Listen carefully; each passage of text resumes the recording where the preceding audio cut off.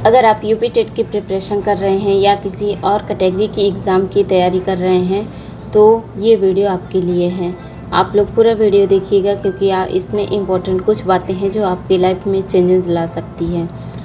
Hello everyone, welcome back to another vlog. आप सब कैसे हैं? आई होप आप सभी अच्छे होंगे, फुल पॉजिटिविटी के साथ अपनी स्टडी को कंटिन्यू कर रहे होंगे। यहाँ पे मैं मॉर्निंग में 4 बजे उठ गई थी, फिर उसके बाद नाम जप किया, थोड़ा सा चाय बनाया पिया, फिर उसके बाद मैंने फ्रस्ट्रेशन किया जो मैं डेली करती हूँ।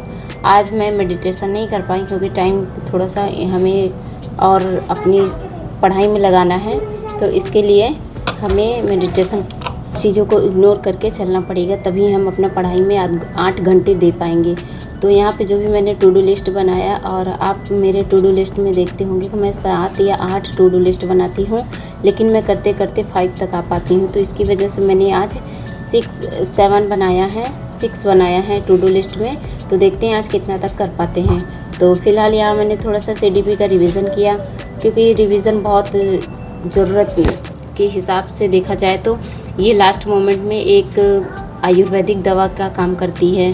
और आप सभी को मैं यही कहती हूँ कि आप लोग भी रिवीज़न ज़रूर किया करिए, चाहे वो 10 मिनट का ही किया करिए।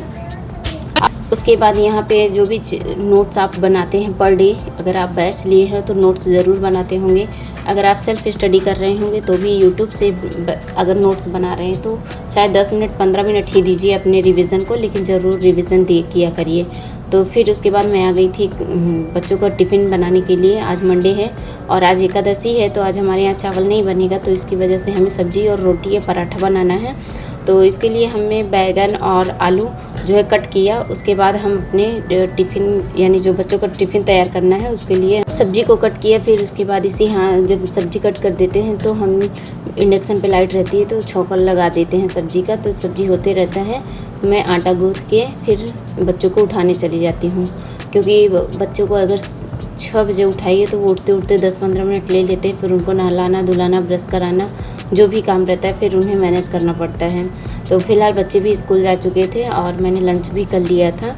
तो मेडिसिन वगैरह थोड़ा सा लेना रहता है, तो इसकी वजह से थोड़ा सा हमें लेते लेते टाइम हो जाता है। 8 बजे मैं फ्री हो जाती हूँ बच्चों को जाने के बाद। लेकिन थोड़ी सी अगर मॉर्निंग में आप उठते हैं तो थोड़ी सी एनर्जी हाई रहता है, लेकिन आंखों में नींद रहती है। तो मैंने आधा घंटा का रेस्ट लिया था। यहाँ मैं स्टडी अपना स्टार्ट कर रही हूँ 9 बजे से। यहाँ पे मैं टाइमर लगाना भूल गई थी मॉर्निंग में भी और अभी भी, तो इसकी वजह से मैंने टाइमर नहीं लगाया। और मैंने यहाँ पे मैथ सॉल्व कर रही थी, क्योंकि टू डू लिस्ट में मैंने सबसे पहले मैथ को रखा था।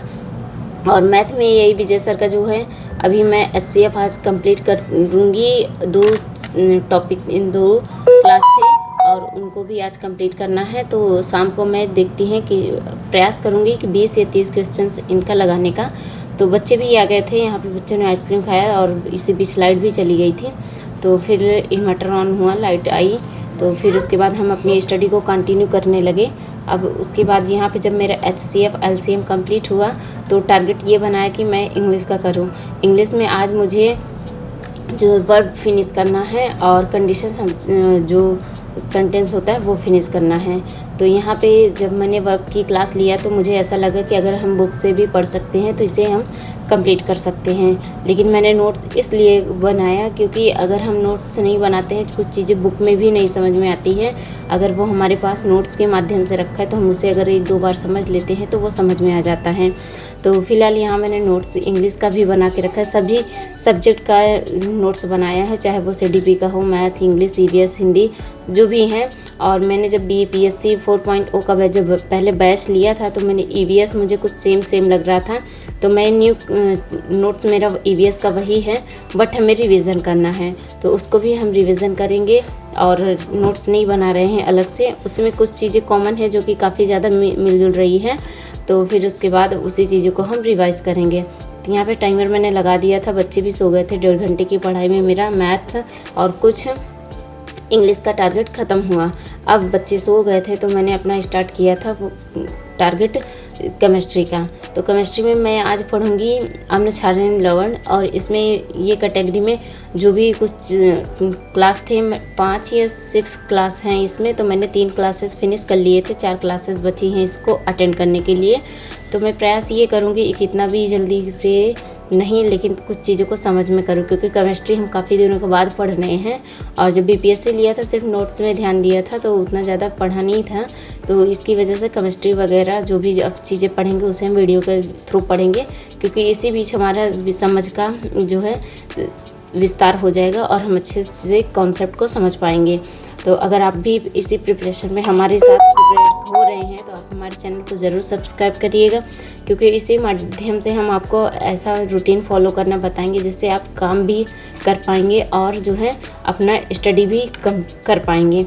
मैं ये नहीं कहती आप डेली 8 घंटे पढ़िए, बट ये कहती हूँ कि आप ज़रूर 4 घंटे पढ़िए, क्योंकि अगर आप 2 घंटे 3 घंटे अपना किचन में टाइम दे सकती हैं तो ज़रूर आप प्रयास करेंगे 3 घंटे आप अपना टाइम पढ़ाई में भी दे सकती हैं। बस प्रयास ये करना है, आपको ठानना है, आपको कोशिश करनी है। तो यहाँ पे मेरे 2.5 पौने 3 घंटे की पढ़ाई फिनिश हुई और मुझे शाम हो गया था। ये 5 बजे का सीन है। मैं बच्चों को उठा दी, सो रहे थे। फिर उसके बाद जो भी बिस्तर वगैरह साफ़ करना यानी हटाना बढ़ाना था तो मैंने हटाया बढ़ाया। और काम तो बहुत ज़्यादा रहते हैं, बट मैं उतना काम नहीं करती हूँ कि जितना मेरा थकान हो जाए, लेकिन हाँ उतना काम करना पड़ता है जितना आपको ज़रूरत है। जैसे कि खाना बनाना, झाड़ू पोछा, बर्तन, बिस्तर और अपने रूम का साफ़ सफाई, अदर रूम की साफ़ सफाई, ये कॉमन होता है एक हाउसवाइफ के लिए। इतना आप चाहे जहाँ रहेंगे वहाँ भी करना पड़ेगा। तो फ़िलहाल यहीं मेरा जो साफ़ सफाई का समय था 5:30 बज गए थे करते करते। बर्तन भी रखा था, बर्तन धुला मैंने और चाय भी बनाया अपने लिए। तो यहाँ पे मैं चाय पी रही हूँ और मैं साफ़ सफाई अपनी स्टडी टेबल की डेली करती हूँ, क्योंकि मुझे मोटिवेशन यहीं से मिलता है।